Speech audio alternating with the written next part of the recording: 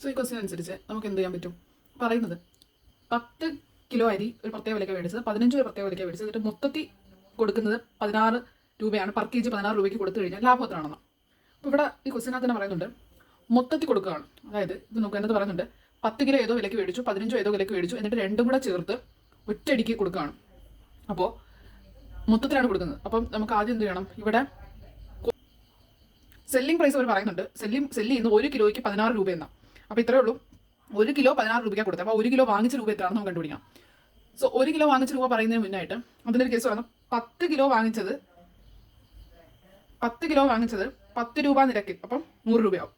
10 kilo മേടിച്ചത് 1 കിലോയ്ക്ക് 10 രൂപ നിരക്കില്ല, അങ്ങനെ 10 കിലോ മേടിച്ചു, അത് 100 രൂപയായി.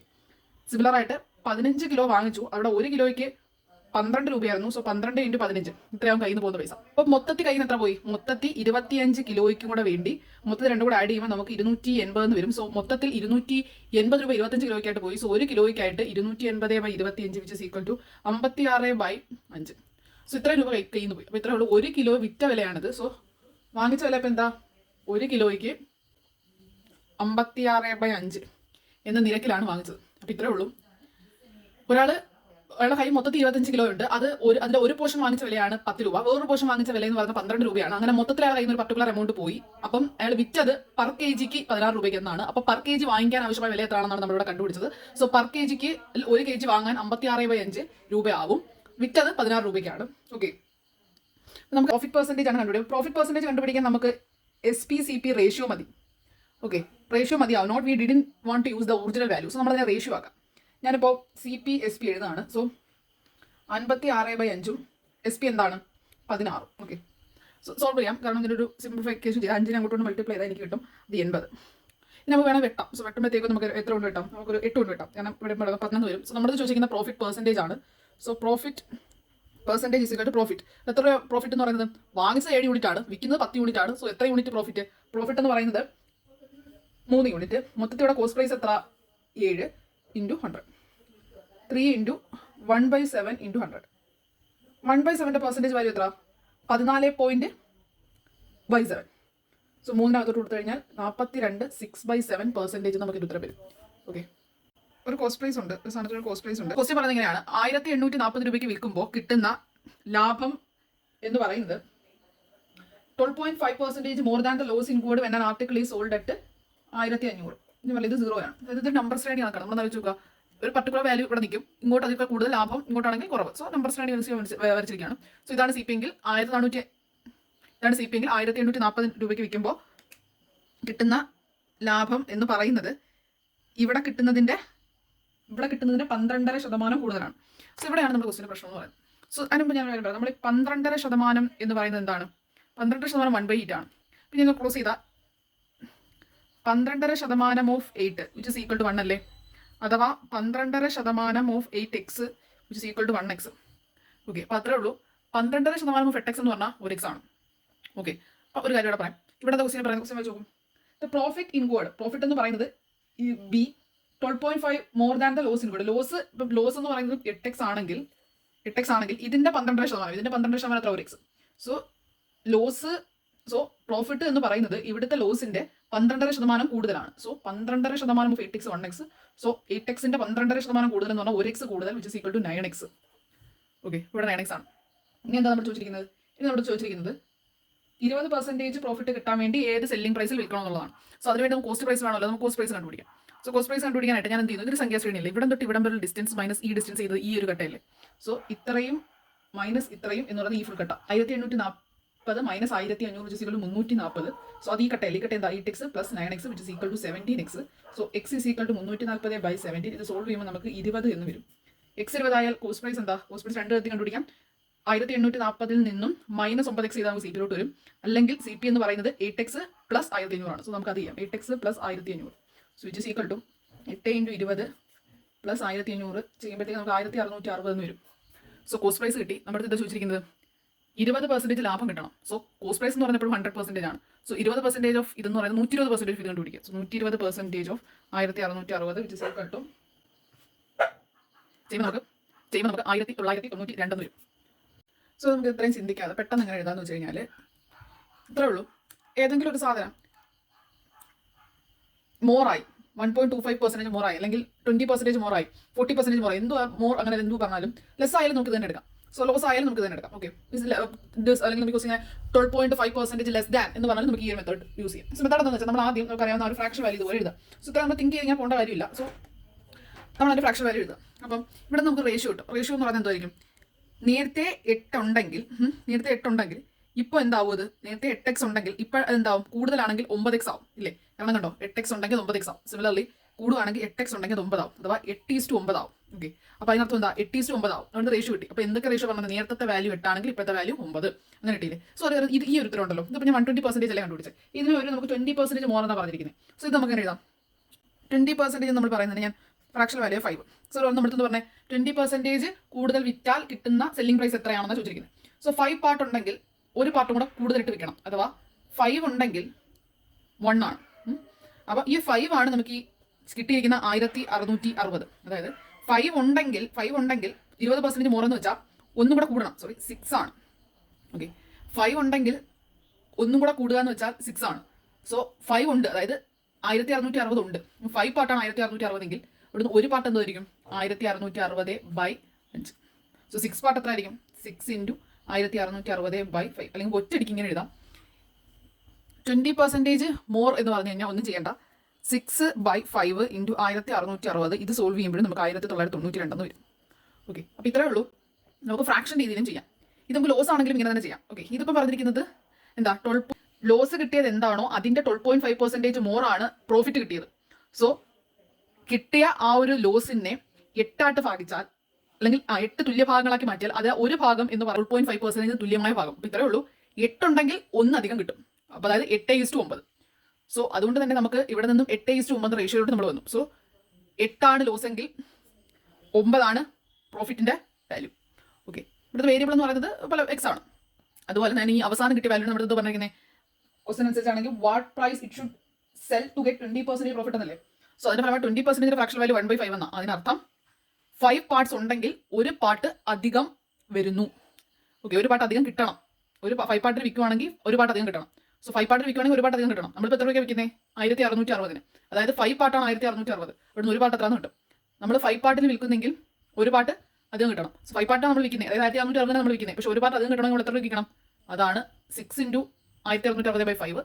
ഓക്കെ, ഒരു പേഴ്സൺ 5 കൗസിനെ വിൽക്കുകയാണ്. അതിൽ ഫസ്റ്റ് കൗസിന്റെ പ്രോഫിറ്റ് എന്ന് പറയുന്നത് 6%, സെക്കൻഡ് എന്ന് പറയുന്നത് 2 ലോസ് ആണ്, തേർഡ് എന്ന് പറയുന്നത് 12% പ്രോഫിറ്റ് ആണ്, ഫോർത്ത് ഒരു പറ്റർ പ്രോഫിറ്റ് ആണ്.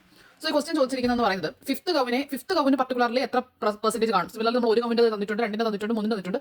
സോ 5ന്റെ മേടിക്കുന്ന വിലയും 5ന്റെ വിൽക്കുന്ന വിലയും 5ന്റെ കോസ്റ്റ് പ്രൈസ് ഉണ്ട്, 5ന്റെ സെല്ലിംഗ് പ്രൈസ് ഉണ്ട്. സോ അത് വെച്ചിട്ട് 5ന് പർട്ടിക്കുലർലി എത്ര പെർസെന്റേജ് വെച്ചാൽ മൊത്തത്തിൽ അയാൾക്ക് 10% ലാഭം കിട്ടും. പക്ഷേ ഈ ക്വസ്റ്റ്യൻ നമ്മൾ ചെയ്യുമ്പോൾ ഒരു കാര്യം നമ്മൾ ശ്രദ്ധിക്കാന്ന് വെച്ച് കഴിഞ്ഞാൽ അയാൾ 5 കവുനെയും പല വിലയ്ക്ക് മേടിക്കാം, അല്ലെങ്കിൽ അയാൾ 5 കവുനും കൂടെ ഈക്വൽ വില, 5 കവുനും കൂടെ ഒരേ വില. ഒരെണ്ണം 100 ആണെങ്കിൽ അടുത്തെണ്ണം വീണ്ടും 100, അങ്ങനെ 5 കൂടെ അയാൾക്ക് പോക്കറ്റിൽ 500 രൂപ പോയിട്ടുണ്ട്. പക്ഷേ 500 രൂപ അയാളുടെ പോക്കറ്റിൽ, അല്ലെങ്കിൽ ഒരെണ്ണം 120, ഒരെണ്ണം 180, അങ്ങനെ പല വിലയും ഒരു പശുക്കൊക്കെ ആവാം. പക്ഷേ നമ്മൾ പല വിലയാണ് നമ്മൾ എടുക്കുന്നതെന്നുണ്ടെങ്കിൽ അങ്ങനെ ഒരു കേസ് വന്നു കഴിഞ്ഞാൽ ഉറപ്പായിട്ട് നമുക്ക് ഈ 5th കവിന്റെ പെർസെന്റേജ് പല കേസിലും പല വാല്യൂസ് ആയിരിക്കും. ഞാൻ പറയുന്നത് ഇത്രയാണ്. ഈ ഒരു ക്വസ്റ്റ്യൻ അനുസരിച്ച് നമ്മൾ 5th കവിന്, അല്ലെങ്കിൽ കവിന് ഇവിടെ ഒരു ഈക്വൽ വാല്യൂലാണ് മേടിക്കുന്നത് ഇവിടെ പറഞ്ഞിട്ടില്ല. അപ്പോൾ നമുക്ക് 2 കേസും എടുക്കാം. ഒന്നുകിൽ ഈക്വൽ ആയിട്ടുള്ള എല്ലാത്തിനും ഈക്വൽ വിലയിൽ മേടിക്കാം, അല്ലെങ്കിൽ പല കവിനും പല വിലയും ആവാം. പക്ഷേ പല കവിന് പല വിലയായിട്ടുള്ള കേസ് നമ്മൾ പരിഗണിച്ചാൽ ഒരു പർട്ടിക്കുലർ വിലയുടെ ഒരു സെറ്റ് ഓഫ് വാല്യൂസ് എടുത്താൽ നമുക്ക് കിട്ടുന്ന 5th കവിന്റെ കോസ്റ്റ് പ്രൈസ് ഒരു വാല്യൂ, നമ്മൾ വേറെ സെറ്റ് ഓഫ് വാല്യൂസ് എടുത്തിട്ട് നമ്മൾ 5ന്റെ പ്രോഫിറ്റ് നമ്മൾ നോക്കി കഴിഞ്ഞാൽ, അല്ലെങ്കിൽ 5ന്റെ ലോസ് അല്ലെങ്കിൽ നമ്മൾ കണക്കൂട്ടി കഴിഞ്ഞാൽ നമുക്ക് കിട്ടുന്ന വേറെ വാല്യൂ. അതായത് 5th കവിന്റെ വാല്യൂ എപ്പോഴും വേരി ചെയ്തുകൊണ്ടിരിക്കും. സോ 5th കവിന്റെ വാല്യൂ വേരി ചെയ്യാത്ത ഒരേ ഒരു വാല്യൂ എന്ന് പറയുന്നത് 3നും തുല്യമായി മേടിക്കുന്ന വിലയാണ്. സോ അതുകൊണ്ടാണ് നമ്മളിവിടെ എല്ലാ കവിനും ഈക്വൽ വിലയാണെന്ന് എടുക്കുന്നത്. സോ ഞാൻ പറയുന്നത് ഒരു കവിന് 100 രൂപ. അപ്പോൾ ഫസ്റ്റ് കവിന് 100, സെക്കൻഡ് കവിനും 100, തേർഡ് കവിനും 100, ഫോർത്ത് കവിനും 100, 5th കവിനും 100. ടോട്ടൽ അയാളുടെ ടോട്ടൽ CP എന്ന് പറയുന്നത് 500 ആയി. ഇനി ഒരെണ്ണം വിറ്റപ്പോൾ അയാൾക്ക് എത്ര രൂപയാണ്? ഫസ്റ്റത്തെ കേസ് പറയുന്നത് 6% പ്രോഫിറ്റ്. സോ 100ന്റെ 6 എന്ന് പറയുമ്പോൾ 106. സോ ഇവിടെ എന്ന് പറയുമ്പോഴത്തേക്കും ലോസ് ആണ്. എത്ര ലോസ് ആണ്? 2% ലോസ്, അപ്പോൾ 98. ഇവിടെ 12% ലാഭം, അപ്പോൾ എത്ര? 112. ഇവിടെ 108. ഇങ്ങനെയാണ് കേട്ടോ, 98. സോ ഇങ്ങനെയാണ്. അപ്പോൾ നമ്മുടെ പറഞ്ഞിരിക്കുന്നത് അയാൾക്ക് ഓവറോൾ അയാൾക്ക് 10% ലാഭം കിട്ടണമെന്ന് വെച്ചാൽ എത്ര? ഇപ്പോൾ ഇതിനെല്ലാം കൂടെ കൂട്ടുന്ന വില കൂട്ടുമ്പോൾ അയാൾക്ക് 500 രൂപ മുടക്കിയെങ്കിൽ ഇപ്പം കിട്ടിയ വില എല്ലാം കൂടെ കൂട്ടുമ്പോൾ അത് 550 ആവണം. പെർസെന്റേജ് ഓഫ് 500 എന്ന് പറഞ്ഞാൽ 50 ആണ്. സോ 50 കൂടെ എക്സ്ട്രാ വരണം. സോ ഇതെല്ലാം കൂടെ കൂട്ടുക, 500 കുറയ്ക്കുക. സോ എല്ലാം കൂടെ കൂട്ടുമ്പോൾ നമുക്ക് എത്ര കിട്ടും? 424. സോ 500 മൈനസ് 424 ചെയ്യുമ്പോൾ നമുക്ക് എത്ര വരും? 126 വരും. സോ 126 ഈ ഒരു പർട്ടിക്കുലർ കേസിൽ 126. അതായത് 500 മുടങ്ങിലേക്ക് മേടിച്ചാൽ 126 രൂപയായിരിക്കും. അത് 100 രൂപയ്ക്ക് അതിന്റെ കോസ്റ്റ് പ്രൈസ് ആണെങ്കിൽ പർട്ടിക്കുലർ കേസിലാണ് 100 രൂപയാണ് കോസ്റ്റ് പ്രൈസ് എങ്കിൽ 126 സെല്ലിംഗ് പ്രൈസ്. ദാറ്റ് ഈസ് ആ കൗവിന് 26% കിട്ടി. സോ ഇവിടെ എന്തുകൊണ്ട് നമ്മൾ എല്ലാം സെയിം ആയിട്ട് എടുത്തു എന്ന് പറയുമ്പോഴത്തേക്കും നമുക്ക് സെയിം അല്ലാതെ എടുക്കാം. സെയിം അല്ലാതെ എടുത്താൽ ഇവിടെ എപ്പോഴും ഒരു വേരിയബിൾ ആയിരിക്കും. കാരണം ഒരു കേസിൽ എടുക്കുമ്പോൾ ഇവിടെ ഒരു 35 കിട്ടുമെങ്കിൽ വേറെ കേസ് എടുത്താൽ 36 ആയിരിക്കും. സോ വേരിയബിൾ ഇങ്ങനെ മാറിക്കൊണ്ടിരിക്കും. സോ നമുക്ക് ഇവിടെ അല്ലെങ്കിൽ അങ്ങനെ ഒരു അൺഈക്വൽ ആയിട്ട് നമുക്ക് ആ ഒരു പർട്ടിക്കുലർ കണ്ടുപിടിക്കാനുള്ള ഡേറ്റ നമുക്ക് തരണം. അതൊന്നും ഇവിടെ തന്നിട്ടില്ല. സോ അതുകൊണ്ട് ഈക്വൽ ആയിട്ട് നമ്മൾ എടുത്തു. സോ അല്ലെങ്കിൽ നമ്മൾ ഇങ്ങനെ ചിന്തിച്ചാൽ മതി, ഇങ്ങനത്തെ കേസുകൾ എപ്പോഴും നമുക്ക് ഈക്വൽ ആയിട്ട് എടുക്കാം. പ്രത്യേകിച്ച് അവരിങ്ങനെ ഈക്വൽ അല്ല അൺഈക്വൽ ആണെന്നൊന്നും അവർ പറഞ്ഞിട്ടില്ല. സോ നമുക്ക് ഈക്വൽ ആയിട്ട് കൺസിഡർ ചെയ്ത് ഇത് ചെയ്യാം. സോ 126 ഇത് ഉത്തരം.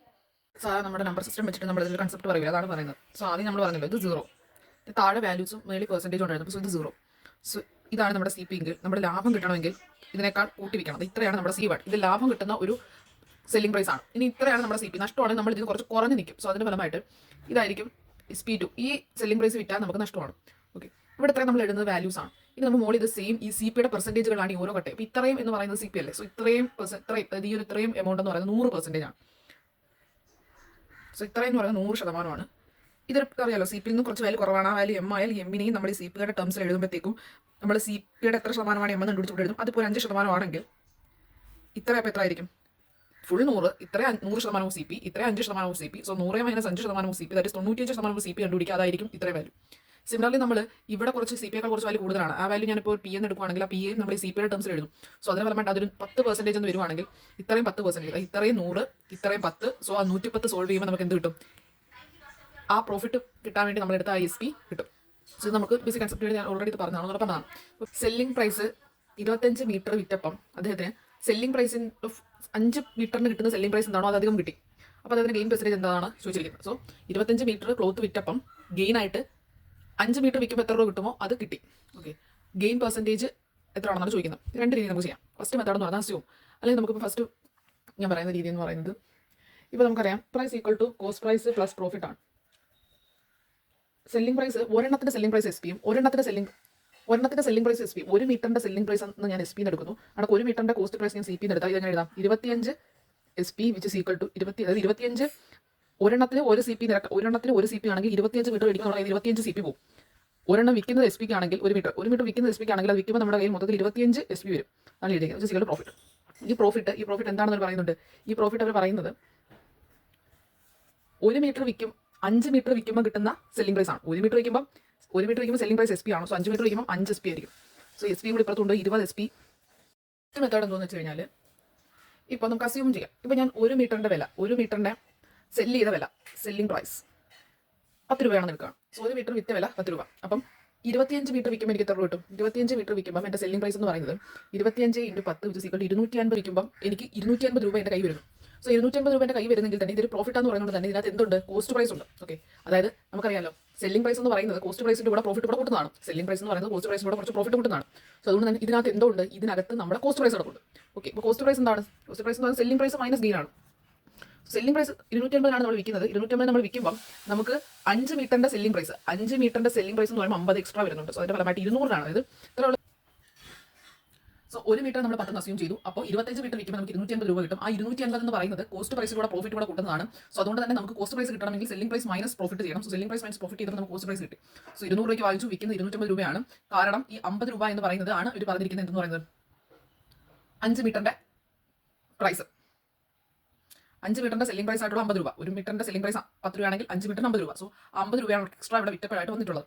ഓക്കെ, അപ്പോൾ നമുക്ക് പ്രോഫിറ്റ് പെർസെൻറ്റേജ് കണ്ടുപിടിക്കാം. Profit percentage which is equal to 200 250 തമ്മിലുള്ള വ്യത്യാസം എത്ര? 50. Cost price 200 × 100.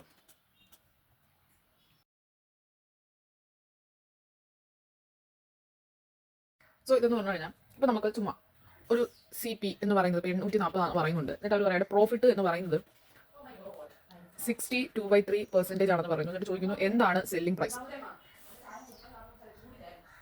സോ ഇത് നമ്മൾ കണ്ടുപിടിക്കും. സോ ഒരു ക്വസ്റ്റ്യൻ ആണ്. CP 840 ആണ്, പ്രോഫിറ്റ് ഇത്രയും പെർസെൻറ്റേജ് ആണെങ്കിൽ എന്താണ് SP എന്നാണ് ചോദ്യം. സോ നിങ്ങൾ ആലോചിച്ച് നോക്കുക, പ്രോഫിറ്റ് പെർസെൻറ്റേജ് എന്താ? Profit divide by CP × 100. അതായത് പ്രോഫിറ്റ് ബൈ CPയെ പെർസെൻറ്റേജ് ആക്കിയ വാല്യൂ ആണ് ഈ 62/3. ഓക്കെ, അതായത് പ്രോഫിറ്റ് ഇൻറ്റു 100 ചെയ്ത വാല്യൂ ആണ് ഇത്. പ്രോഫിറ്റിന്റെ പെർസെൻറ്റേജ് വാല്യൂ എടുത്ത് അപ്പോൾ നമ്മൾ എന്ത് ചെയ്യണം? നമുക്ക് ഫ്രാക്ഷൻ വേണമെങ്കിൽ നമ്മൾ എന്താണ് തിരിച്ച് ചെയ്യണം. സോ ഈ പെർസെൻറ്റേജിനെ ഫ്രാക്ഷൻ ആക്കണം. സോ ഫ്രാക്ഷനെ പെർസെൻറ്റേജ് ആക്കാൻ സിമ്പിളി ആ ഫ്രാക്ഷൻ ഇൻറ്റു 100 ചെയ്യുക.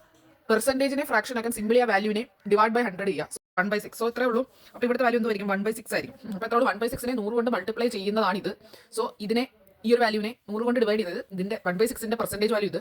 Original value of that fraction is 1/6. ഇത് നമ്മൾ ചെയ്യേണ്ട നമ്മളിപ്പോൾ ഇങ്ങനെ പഠിച്ചാൽ 1/6ന്റെ പെർസെന്റേജ് വാല്യൂ 62/3 ആണ്. ഓട്ടോമാറ്റിക്കലി നമ്മൾ ഇക്വേഷൻ എന്ന രീതിക്ക് പഠിക്കാം, ഒരു ഫോർമുല എന്ന രീതിക്ക്. സോ പ്രോഫിറ്റ് എത്ര കിട്ടി? പ്രോഫിറ്റ് നമുക്ക് കിട്ടി, പ്രോഫിറ്റ് ഡിവൈഡ് ബൈ CP ആണ് നമുക്ക് 1/6 കിട്ടിയിരിക്കുന്നത്. സോ അതിനർത്ഥം CP 6 പാർട്ട് ഉണ്ടെങ്കിൽ ഒരു പാർട്ടായിരിക്കും പ്രോഫിറ്റ് വരുന്നത്. CP 6 പാർട്ട് ഉണ്ടെങ്കിൽ ഒരു പാർട്ട് പ്രോഫിറ്റ്. ഓക്കെ, അപ്പം 6 പാർട്ട് ഒരു പാർട്ട് പ്രോഫിറ്റ്. അപ്പം സെല്ലിംഗ് പ്രൈസ് എന്തായിരിക്കും? 6 പാർട്ട് ഒരു പാർട്ട് കൂട്ടി വിറ്റാലല്ലേ നമുക്ക് പ്രോഫിറ്റ്. ഓക്കെ, സെല്ലിംഗ് പ്രൈസ് എന്തുമായിരിക്കും? സെല്ലിംഗ് പ്രൈസ് എന്ന് പറയുന്നത് cost price plus profit. Cost price 6x, ഇത് 1x, which is equal to 7x. So selling price which is equal to എന്തായിരിക്കും? സെല്ലിംഗ് പ്രൈസ് എന്ന് പറയുന്നത് 7x ആണ്. അവിടെ ഈ എക്സിന്റെ വാല്യൂ കണ്ടുപിടിക്കും. ഓൾറെഡി നമുക്ക് കോസ്റ്റ് പ്രൈസ് തന്നിട്ടുണ്ട്, അതായത് 6x 840 എന്ന് പറയുന്നുണ്ട്. സോ അവിടെ നിന്ന് തന്നെ നമുക്ക് എക്സിന്റെ വാല്യൂ കിട്ടും 840/6 വിച്ച് ഇസ് ഈക്വൽ ടു 0. വേണ്ട, അതോട്ട് കൊടുക്കാം. 7 × 840/6 വിച്ച് ഇസ് ഈക്വൽ ടു 980 നമുക്ക് ആൻസർ വരും.